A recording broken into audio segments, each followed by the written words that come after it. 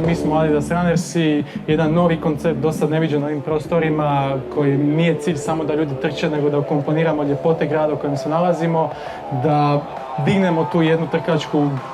zajednicu u Zagrebu.